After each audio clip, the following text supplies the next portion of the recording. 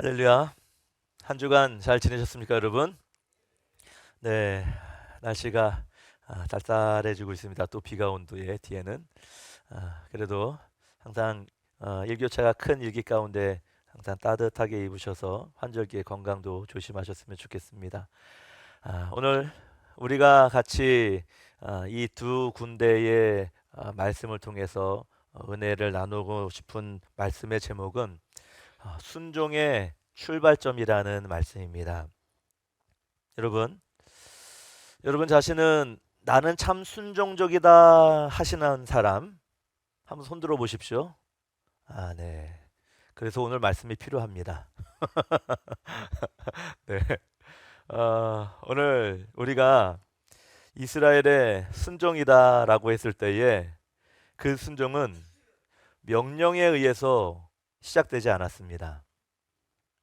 그 하나님의 말씀의 순종은 기억에서부터 시작됐다라는 것을 여러분 기억하십시오. 기억에서부터 시작됐다. 하나님은 우리를 사랑하시되 끝까지 사랑하시고 그리고 우리를 먼저 사랑하셨다 라고 말씀하십니다. 믿으십니까? 우리를 먼저 사랑하셨습니다. 내가 먼저 하나님을 안 것이 아니라 하나님께서 나를 먼저 아셔서 나를 사랑하셨다. 여러분, 이 은혜의 기억이 바로 순종의 시작점인 겁니다. 할렐루야. 사람들은 본능적으로 무엇을 해야 한다. 해야 되니까 부담을 갖습니다. 그 부담에 대해. 오늘 말씀도 순종의 출발점이라고 했을 때 순종에 관한 말씀, 순종해라 라는 이 말, 이것도 뭐뭐 해야 되는 거 아닙니까? 이 순종하라라는 이 말도 우리에게 부담일 수 있는 겁니다. 많은 이들이 그래서 이 순종을 의무감으로 이해를 합니다. 책임감으로 이해를 합니다. 그러나 이 순종은 책임감이나 의무감이 아니다라는 겁니다. 성경은 분명히 말씀합니다. 순종은 의무가 아니라 은혜에 대한 응답이다라고 말씀합니다. 이스라엘 백성이 하나님의 말씀에 순종하기 시작한 것은 그들이 먼저 하나님의 구원을 경험했기 때문입니다. 하나님께서는 모세를 통해서 이스라엘 민족을 구원해 내시는데 홍해 앞에서 그 갈라지는 그 홍해를 건너게 하셔서 먼저 하나님께서는 어떠한 명령도 그 앞에 있지 않았습니다. 먼저 홍해의 그 어려운 가운데에 목숨이 위태위태하는 가운데에 먼저 이스라엘 백성들을 홍해를 건너게 하셔서 그 구원의 은혜를 경험해 하셨구나 라는 것을 느끼게 하신 다음에 그때 이후에 하나님께서 모세를 통해서 시내 산에서 무엇을 주신 것입니까? 율법, 말씀, 그 말씀을 지켜라 라고 우리에게 그때서야 주신 것입니다. 따라서 하나님께서는 우리를 먼저 사랑하셔서 구원의 은혜를 베풀어 주셔서 그 구원의 은혜에 따른 그 명령, 그 순종, 그것을 그 다음부터 시작했다라는 것입니다. 그래서 오늘 순종의 출발점이라고 할 때에 우리가 먼저 첫 번째 깨달아야 되는 것은 순종은 의무가 아니라 은혜에 대한 이 기억에서부터 시작된다라는 것을 꼭 아십시오. 은혜에 대한 기억.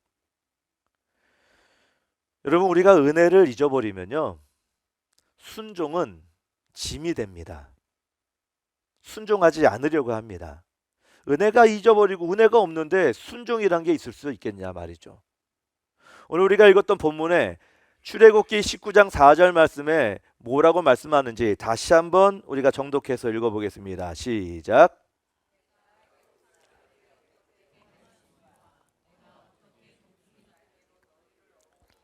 인도하였음을 너희가 보았느니라. 아멘. 여러분, 이게 무슨 말이냐?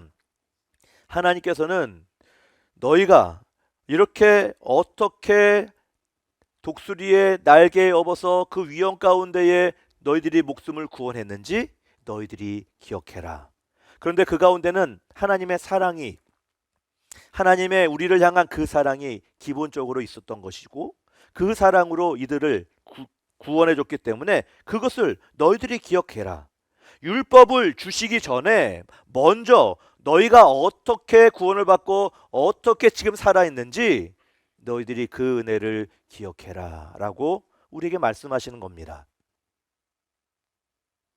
은혜를 기억할 때 순종은 부담이 아니라 짐이 아니라 오히려 감사의 표현이 됩니다. 하나님 감사합니다 라고. 하지만 그 은혜를 우리가 잊어버리고 기억하지 못하게 되잖아요. 그러면 그 순종은 하나님의 명령은 피곤한 겁니다. 따라가기 싫은 겁니다. 짐이 되는 거예요. 여러분 사울왕 사무엘상 13장에 보면 사울왕이 그랬습니다. 하나님의 선택을 받은 왕이죠. 먼저 기름 부음을 받은 왕입니다. 그런데 사울왕은 하나님을 잊어버렸습니다. 오히려 하나님을 중시 여기고 하나님을 집중해서 바라기보다는 사람들을 의식하기 시작합니다. 그리고 하나님께 예배 드려야 될 그 예배가 이제는 부담감에서 뭔가 의무감으로 책임감으로 드려져야 되는 그러한 느낌을 사울이 받았는지 언제부터 받았는지 모르겠지만 그게 의무감이 돼버리는 거예요. 그런 의무감과 책임감으로부터 그냥 예배 드리는 그 예배를 하나님께서 여러분 받으시겠습니까? 순종이 제사보다 낫다라고 했습니다. 하나님께 예배 드리는 것은 순종함으로 나가는 것이지 의무나 책임감으로 나가서는 안 된다라는 것이죠. 결국 그의 순종은 하나님이 기뻐하는 순종이 아니었습니다. 의무감에서 나오는 순종은 절대 오래 가지 않습니다. 길게 가지 않습니다. 딱 그때만 끝나고 안녕 빠이빠이 이거죠. 여러분 우리가 그래서 순종이 하나님의 말씀의 명령이 부담스러워질 때는 그 하나님께서 나를 독수리의 날개에 어떻게 업어서 지금 이 시간까지 살게 하셨는지 그것을 먼저 내 안에 기억하고 그리고 또 기억하고 그리고 하나님 앞에 고백하시기 바랍니다. 여러분 순종은 사랑받기 위한 조건이 아닙니다. 순종은 당연하게 사랑받는 결과로 나타나는 행동과 모습입니다. 사울왕이 그랬다면 그렇기 때문에 우리는 은혜를 기억할 때 이 순종은 기쁨이 되어야 되는데 다윗이 오히려 사울과 반대로 그랬다는 거죠. 다윗은 역시 하나님의 기름을 받았습니다. 물론 하나님께서 주시는 그 말씀에 실수도 있었어요. 하나님 앞에 그리고 고백도 하죠. 회개합니다. 근데 그 고백할 때 시편의 51편 12절에 뭐라고 말씀하느냐? 바로 주의 구원의 즐거움을 회복시켜 주옵소서. 주의 구원의 즐거움을 회복시켜 주옵소서. 자기가 죄 가운데에 하나님 앞에 부끄러운 일 당할 때에 그가 고백한 것이 이겁니다. 구원의 즐거움. 이것이 무엇입니까? 구원의 은혜를 다시 내가 기억하게 해 주십시오. 그리고 그 은혜의 그 기억이 내 안에 있을 때는 다시 내가 순종함으로 예배함으로 하나님께 나갈 수 있습니다라는 이 생각, 이 기억이 다윗에게는 잊지 않고 있었다라는 것이죠.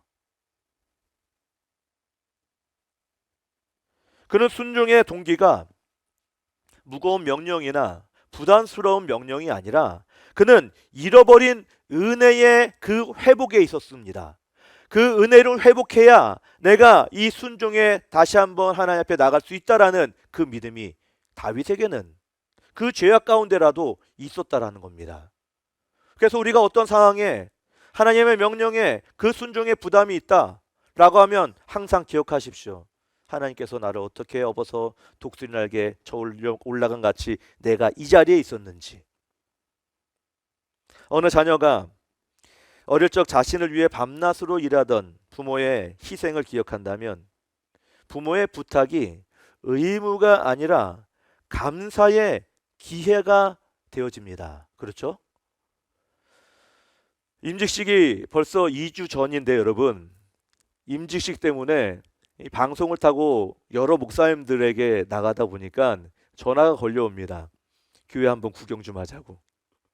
그래서 이번 주 금요일 날에 제가 잘 알고 있던 최석철 목사님이라고 한 분이 오셨고, 목요일 날 오셨고, 금요일 날은 또 저쪽에 공항 베델교회 제 은사 목사님이신데, 제가 그쪽에 사역했던 경험이 있어서 교회 좀 한번 좀 보자 하고 또 금요일 날 오셔서 교회를 구경하고 가셨어요. 근데 앞에 목요일 날 오셨던 그 최석철 목사님이라는 그분은 저하고 같은 시기에 개척을 하신 분이에요. 근데 딸 둘이 있는데 그 첫째 딸이 제 첫째 아들과 동기예요. 근데 그 첫째 딸은 간호학과를 가서 또 공부하면서 또 알바도 하면서 장학금을 마련하는 그런 상황 가운데 있는 것 같아요. 근데 최석철 목사님이 과거에 어느 순간에 그 딸들에게 이렇게 얘기를 했더랍니다. 너희들이 나중에 내가 나이 들면 너희들이 우리를 이제 책임져야 돼. 너희들 나중에 사회생활하면 부모에게 용돈도 좀 줘야 돼.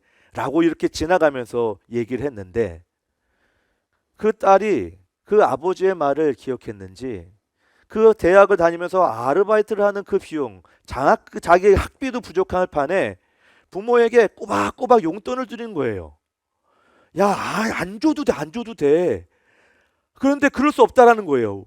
나는 그러한 의무가 있다라는 거예요. 근데 그 의무가 아니라 감사인 거죠. 부모가 그 말에 대해서 그냥 흘러가는 말 한마디 했다 할지라도 그 부탁이 그녀에게는 그 딸에게는 의무가 아니라 당연히 부모에 대한 감사의 기회를 여기고 자기 자신이 그 아르바이트를 하면서 그 엄마 아빠에게 한 달에 한 번씩 용돈을 주는 그 마음은 바로 그 표현인 겁니다. 여러분, 이것이 무엇이냐? 우리 하나님의 은혜를 깊이 기억하는 사람은 그분의 명령 앞에서 억지로 하는 순종, 억지로 명령하는 게 아니라 당연히 따르는 겁니다. 감사의 기회로 당연히 따르게 되는 겁니다.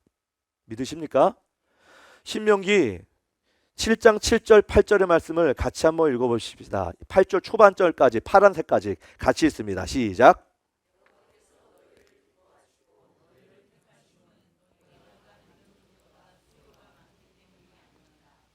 너희는 오히려 모든 민족 중에 가장 적으니라.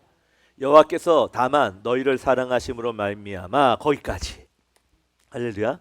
오늘 이 말씀이 무엇이냐? 읽은 말씀이 여호와께서 너희를 사랑하심은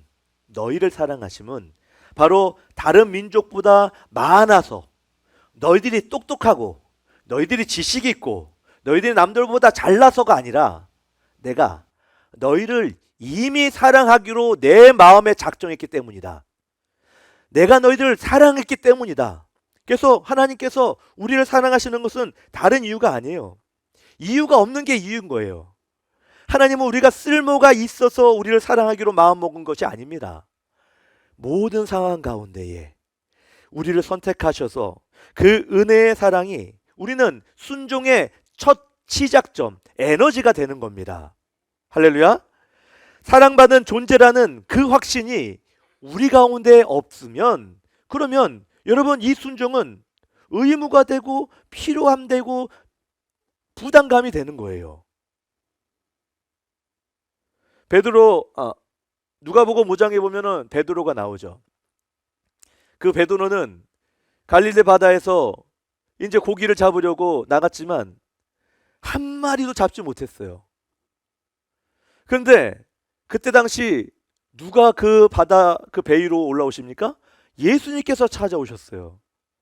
어떻게 찾아오신지 모르겠지만 그날 베드로는 지금 한 마리도 잡지 못해서 실패한 가운데 있고 내가 오늘은 이 하루하루 벌어서 하던 이 내 삶에 오늘 한 마리도 이거 팔지 못하면 어떡하나라는 걱정이 아마 있었겠죠.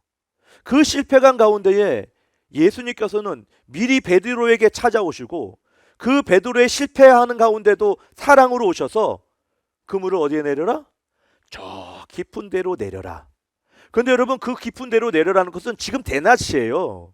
그리고 여러분 그 깊은 데는 고기가 그 위로 잘 올라오지 않습니다. 그런데 예수님께서는 그곳에 그물을 내려라 라고 하는 순간 베드로의 고백이 무엇입니까?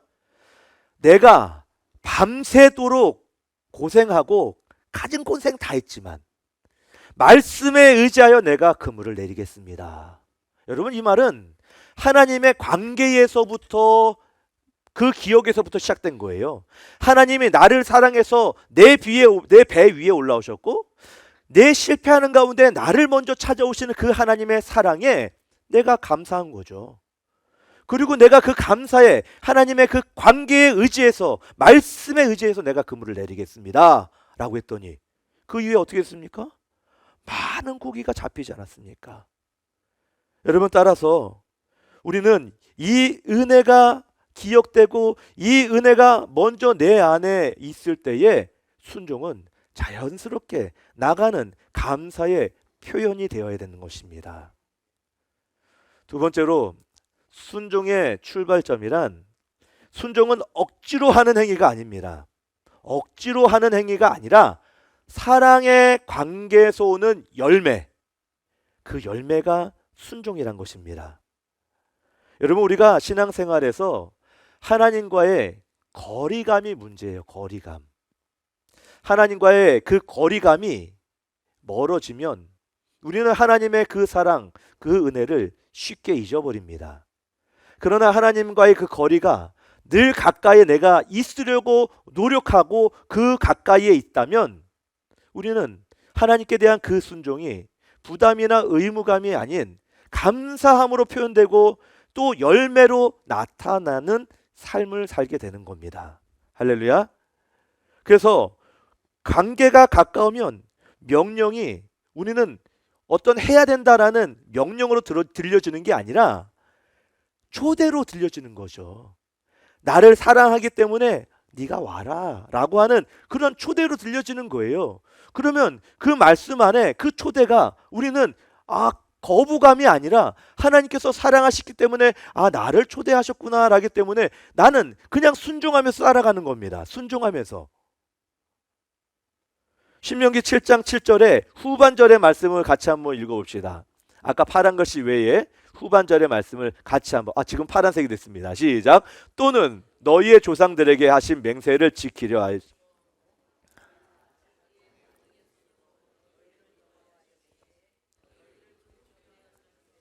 애굽왕 바로의 손에서 속량하셨나니. 아멘. 그런데 우리가 파란 글씨 그 전에 무엇을 보았냐? 너희를 사랑하심으로 말미암아.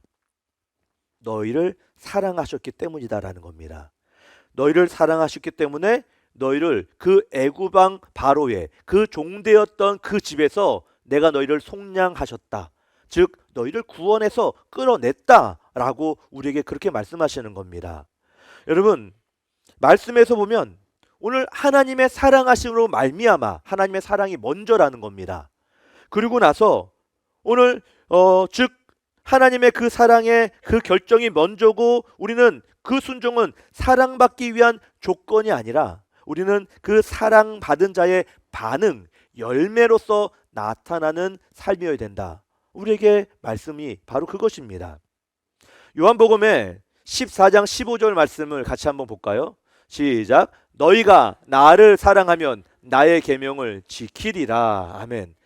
너희가 나를 사랑하면 먼저인 겁니다. 너희가 나를 먼저 사랑하면 나의 계명을 지키리라. 지키게 될 것이다. 지키게 된다라는 겁니다. 사랑하면, 그러나 사랑하지 않으면 명령을 지킬 수 있다? 없다? 못 지킨다라는 거죠.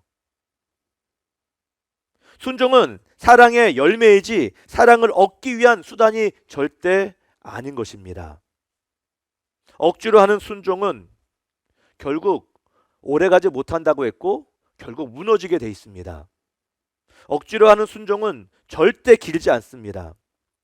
우리가 알고 있는 창세기에 보면 노아라는 인물이 나오죠. 노아는 하나님의 방주를 짓습니다. 120년 되는 그 시간 가운데 방주를 짓는데 하나님께서 명령하셨을 때 그 명령이 노아에게 이해가 되는 명령이었겠습니까? 절대로 상식적으로, 과학적으로, 지식적으로도 절대 이해되지 않는 말씀이죠. 그런데 이해되지 않는 말씀을 노아는 어떻게 순종했을까요? 바로 여기에 놀라운 순종이 있는 겁니다. 이해가 된 게 아닙니다. 하나님을 사랑하고 하나님을 신뢰했고 하나님의 관계가 가까웠기 때문에 그 말씀에 순종하면 하나님은 역사하시리라. 절대 하나님은 나에게 해를 입히시는 하나님이 아니리라 라는 믿음, 그 사랑이 이미 노아의 이 마음 가운데는 중심에 깊이 뿌리 내려 있던 겁니다. 그렇기 때문에 어떠한 말씀을 명령한다 해도 노아는 그 어떤 것도 다 이해되지 않더라도 아마 지켰을 겁니다. 노아의 순종이 그래서 위대한 겁니다.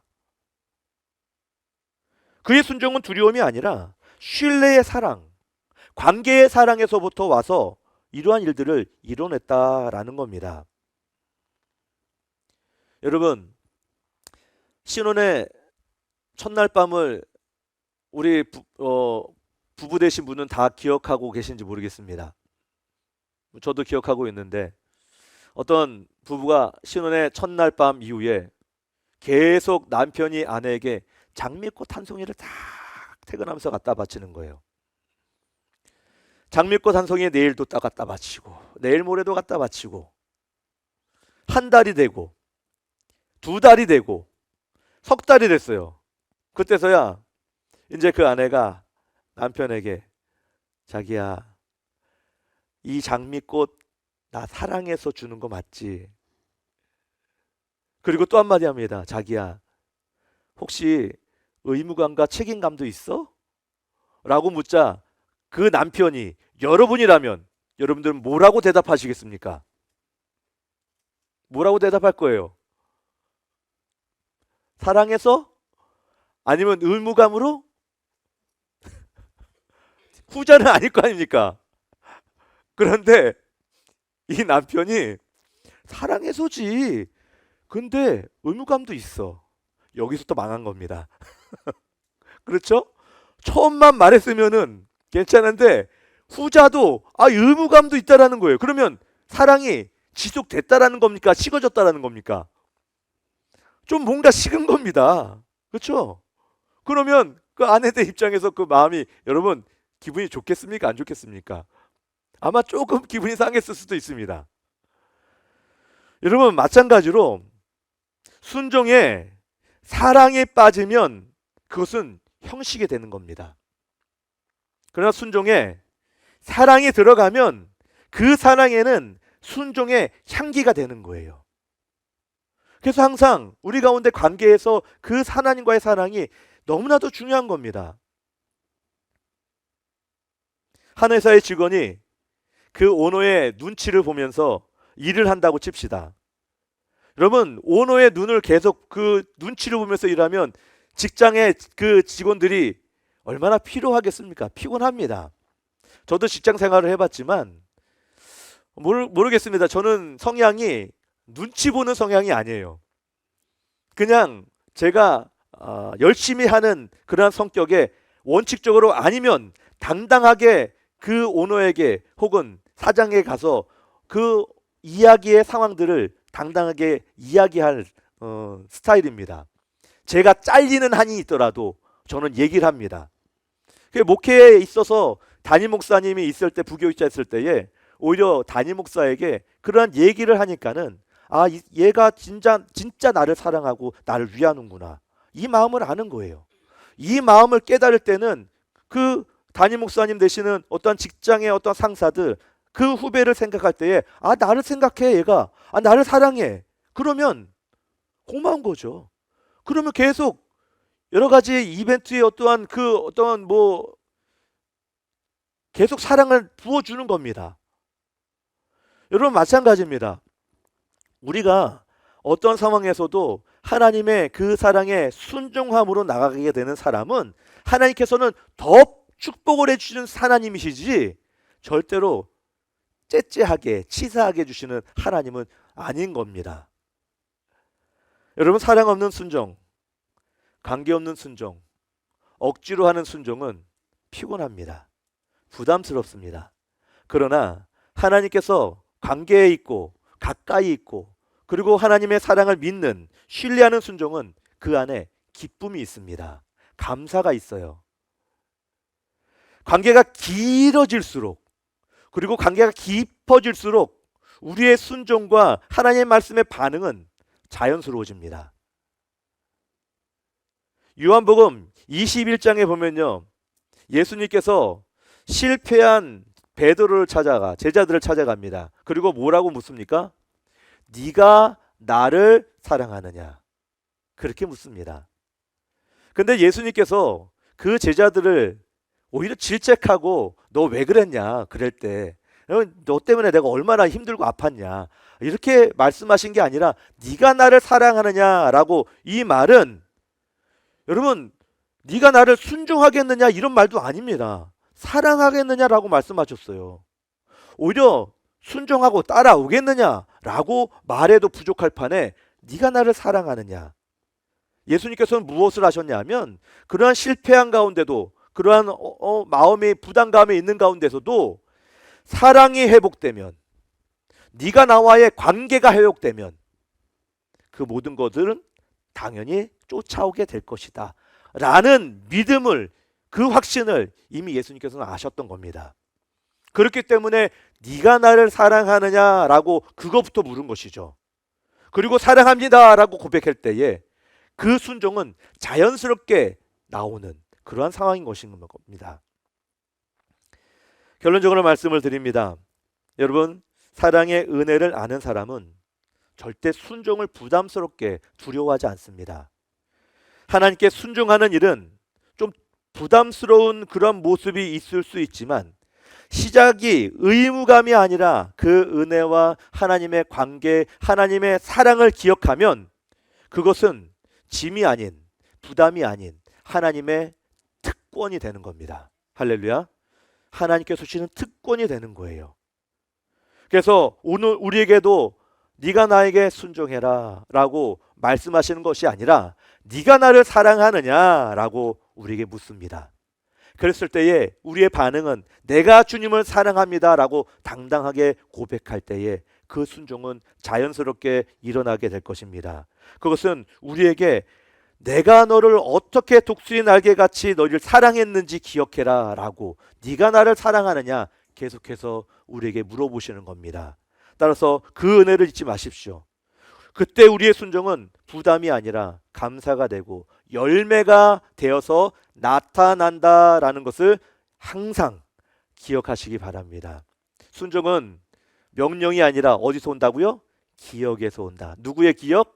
하나님을 기억하는 그 관계와 사랑에서 오는 겁니다. 기도합니다. 하나님, 감사합니다. 오늘도 우리에게 네가 나를 순종하라 라고 우리에게 말씀하시지 않습니다. 하나님, 우리에게 역시 나를 사랑하느냐라고 우리에게 말씀하시며 내가 너희를 어떻게 독수리 날개에 업어서 오게 됐는지 기억해라 라고 그것을 말씀하십니다. 하나님, 우리가 하나님을 날마다 기억하여 하나님과 관계가 가까워지고 순종이 하나님 의무감이나 부담이 아니라 하나님 그 순종이 날마다 감사함으로 표현되고 그 순종이 결과로 나타내는 열매가 될 수 있도록 인도하여 주옵소서. 감사드리며 예수님의 이름으로 기도드리옵나이다. 아멘. 아멘.